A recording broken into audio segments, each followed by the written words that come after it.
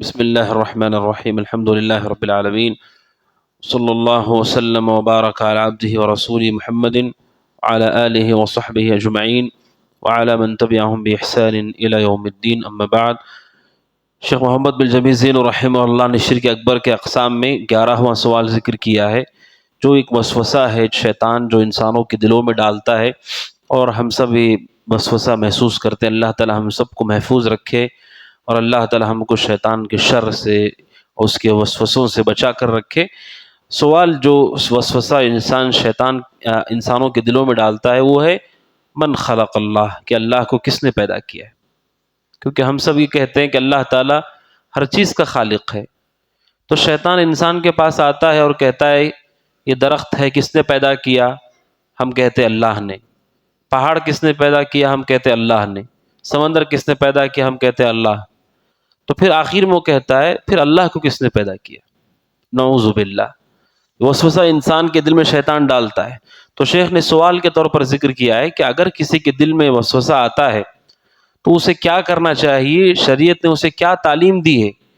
اس لیے کہ وسوسے کبھی کبھار ایسا ہوتا ہے انسان کے دل میں گہرے ہو جاتے ہیں، اور ایسے لوگ بسا اوقات بعد میں جا کر کے مرتد بھی ہو جاتے ہیں اور مسلمانوں کے لیے مصیبت بن کر کے ظاہر ہوتے ہیں۔ آج بھی ایسے لوگ ہمارے ملک میں اور دوسرے ممالک میں موجود ہیں جن کا سفر وسوسوں سے شروع ہوا، آج وہ اللہ کے منکر ہیں، بلکہ وہ اللہ کے وجود کے انکار کی دعوت دیتے ہیں لوگوں کو۔ پوری امت کے لیے مصیبت ہے۔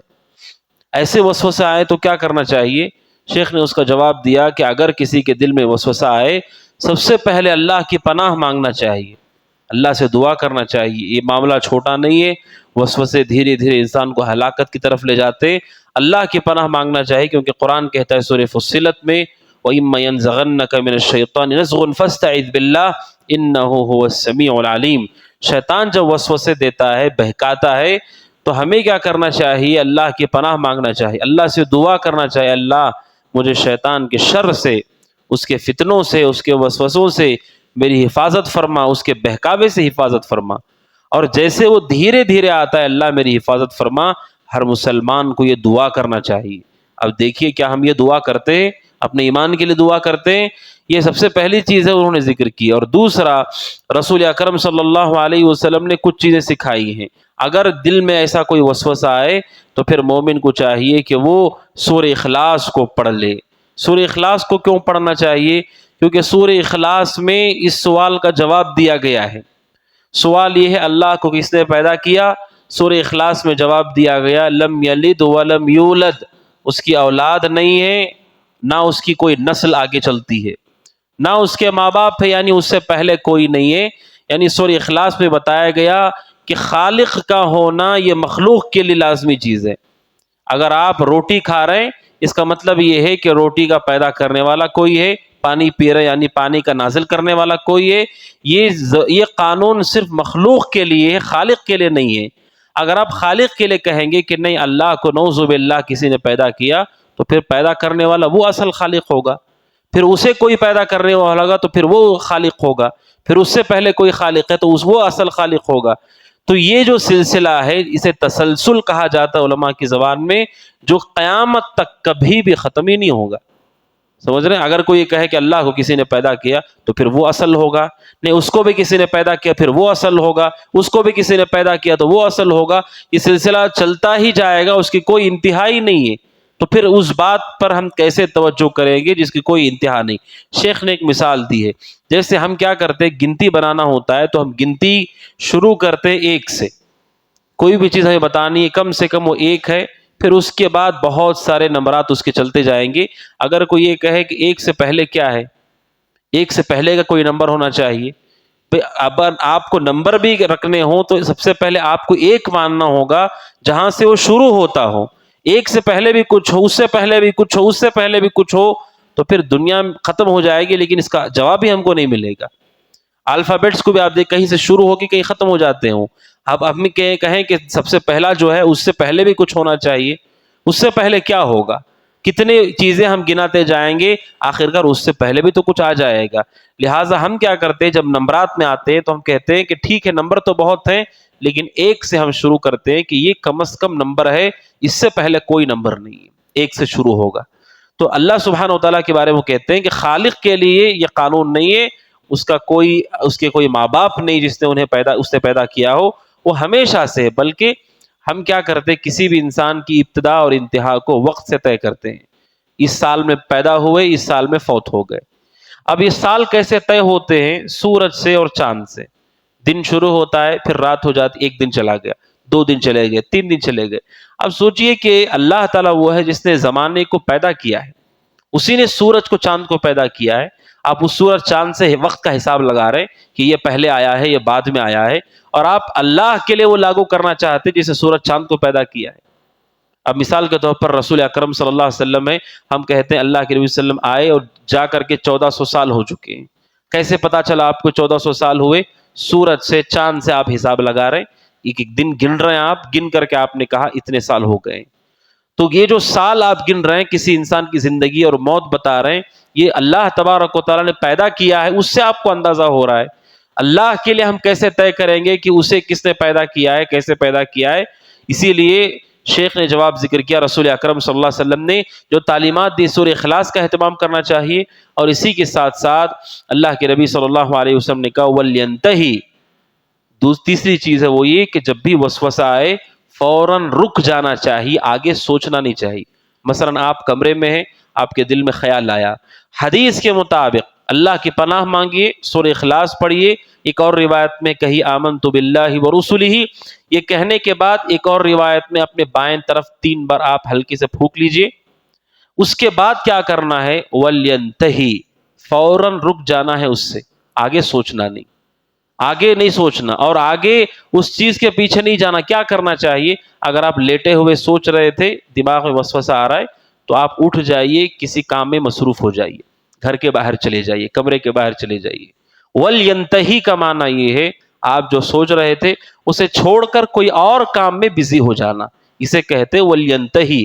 یہ رسول کا حکم ہے، ایسے وسوسے جب آتے ہیں اسے چھوڑ کر کسی اچھے کام میں مصروف ہو جائیے. تو یہ شیخ نے ذکر کیا جو قرآن رسول اکرم صلی اللہ علیہ وسلم کی حدیث سے ثابت ہے، اور اللہ کے نبی صلی اللہ علیہ وسلم کی دعا میں سے دعا ہے. اللہ کے نبی کہتے تھے اللہم انت الاول فلیس قبلک شیء، اے اللہ تو ہی سب سے پہلے ہے، اول ہے، تجھ سے پہلے کچھ نہیں ہے. اللہ سے پہلے کیا ہے؟ وہ ہمیشہ سے ہے، اول ہے، اس سے پہلے کوئی نہیں ہے.